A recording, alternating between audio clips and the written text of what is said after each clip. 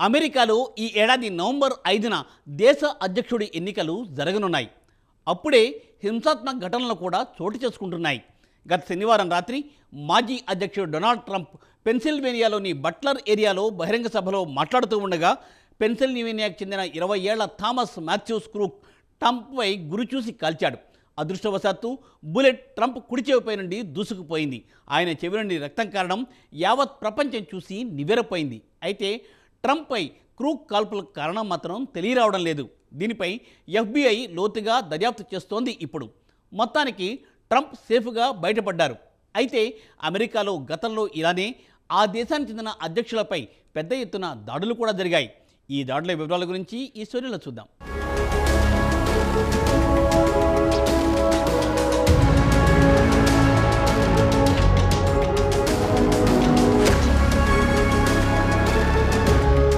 America మాజీ అధ్యక్షుడు Donald ట్రంప్పై 20 ఏళ్ల థామస్ మాథ్యూ క్రూక్స్ గత శనివారం నాడు కాల్పులు జరిపాడు.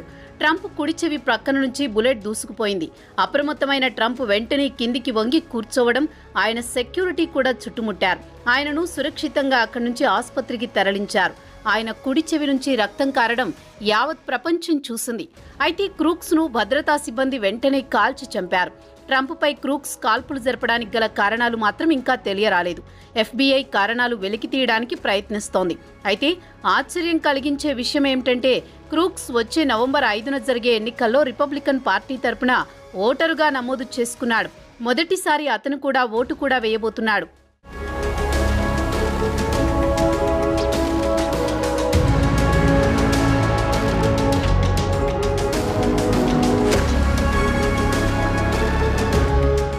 కాల్పుల నుంచి బయటపడిన తర్వాత తాను ఫైన్ అంటూ చేతులూపుకుంటూ పోయాడు ట్రంప్.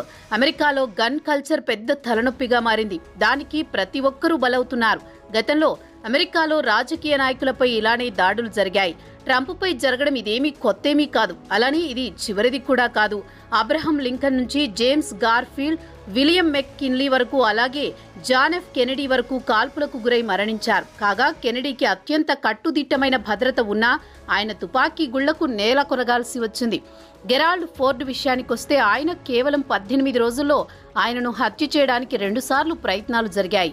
అలాగే 1981లో రొనాల్డ్ రీగన్ పై గన్మెన్ కాల్పులు జరపడంతో తీవ్రంగా గాయపడ్డారు.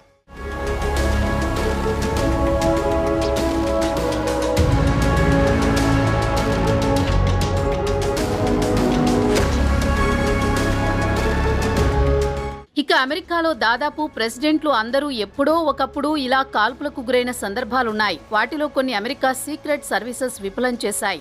అయితే కొన్నిసార్లు గాయపడిన సంఘటనలు ఉన్నాయి.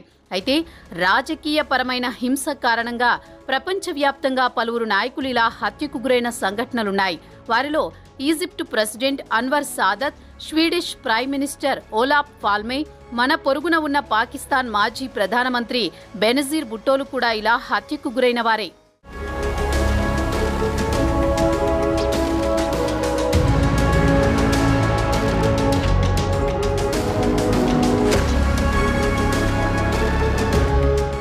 గత శనివారం ఘటనతో అమెరికా ఓటర్లలో భయాందోళనలు మొదలయ్యాయి. రాబోయే ఎన్నికల్లో హింస చెలరేగుతుందా అని భయపడిపోతున్నారని Bloomberg News Morning Consult poll సర్వేలో ఈ విషయం తేలింది. తాజాగా ట్రంప్పై జరిగిన దాడితో ఆయనపై విపరీతమైన సానుభూతి పెరిగింది. తాజాగా నిర్వహించిన సర్వేలో 70% ఆయన గెలిచే ఛాన్స్ ఉందని తేల్చి చెప్పాయి. అదే సమయంలో బైడెన్ పై కూడా వ్యతిరేకత పెరిగింది. టెలివిజన్ డిబేట్లో ఆయన కంటే ట్రంప్ ఎక్కువ స్కోర్ సాధిస్తున్నారు. 81 ఏళ్ల బైడెన్లో మతిమరుపు పెరిగిపోయింది. తప్పుకోమని ఆయన పార్టీకి చెందిన వారు నచ్చజెబుతున్నా ఆయన మాత్రం పోటీ చేస్తానని భీష్మించు కూర్చున్నాడు. ఆయనకు ఫండింగ్ చేసేవారు కూడా తప్పుకోమని కోరుతున్నారు. లేదంటే $90 మిలియన్ ఫండింగ్ ను స్తంభింపజేస్తామని హెచ్చరిస్తున్నారు. అమెరికా చట్టాల ప్రకారం పోటీ నుంచి ఇప్పుడు బైడెన్ ను బలవంతంగా దించలేరు. ఆయనే స్వచ్ఛందంగా తప్పుకోవాల్సిందే. కాబట్టి వచ్చే ప్రెసిడెన్షియల్ పోల్లో పరిస్థితులు మాత్రం ట్రంప్ కు అనుకూలంగా ఉన్నాయనేది మాత్రం వాస్తవం.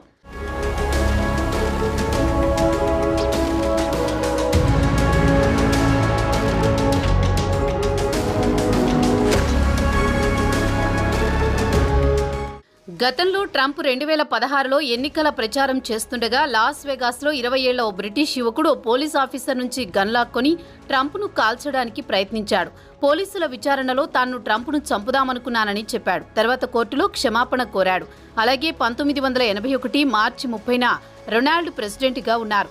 వాషింగ్టన్లో జాన్ హిన్క్లే జూనియర్ 6 సార్లు కాల్పులు జరిపాడు. కాల్పుల్లో రీగన్ తీవ్రంగా గాయపడ్డారు. తర్వాత సర్జరీ చేసి డాక్టర్లు ఆయనను కాపాడారు. జాన్ హిన్క్లేను పోలీసులు అరెస్ట్ చేసి సైకియాట్రిక్ కేర్లో 2016 వరకు ఉంచారు. గెరాల్డ్ ఫోర్డ్ లెనెట్టి అనుచరుడు చార్లెస్ మాన్సన్ కాలిఫోర్నియాలో సెప్టెంబర్ 5, 1975లో షూట్ చేయడానికి ప్రయత్నించి విఫలమయ్యాడు. 3 వారాల తర్వాత శాన్ ఫ్రాన్సిస్కోలోనే సారా జానో మూర్ అనే వ్యక్తి ఫోర్డుపై కాల్పులు జరపడంతో ఈ కాల్పుల్లో అమెరికాకు చెందిన 2 ప్రముఖ మహిళలు చనిపోయారు. అమెరికా చరిత్రలో ప్రముఖ మహిళా నాయకురాళ్లపై దాడులు జరగడం ఇదే మొదటిసారి.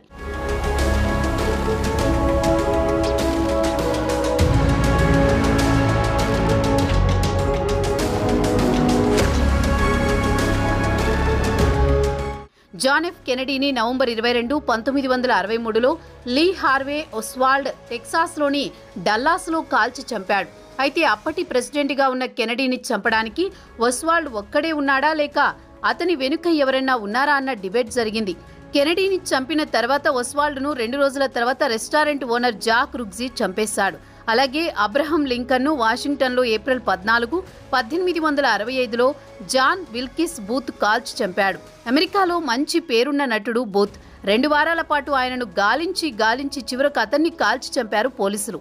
అమెరికాలోనే కాదు ప్రపంచంలోనే పలు దేశాల్లో ఆయన దేశాల ప్రెసిడెంట్లపై, ప్రైమ్ మినిస్టర్లపై కాల్పులు జరిగిన సంఘటనలు చరిత్రలో కోకొల్లలు. చరిత్ర తిరగేస్తే అంతా రక్త చరిత్రే కదా. Let's hope for good.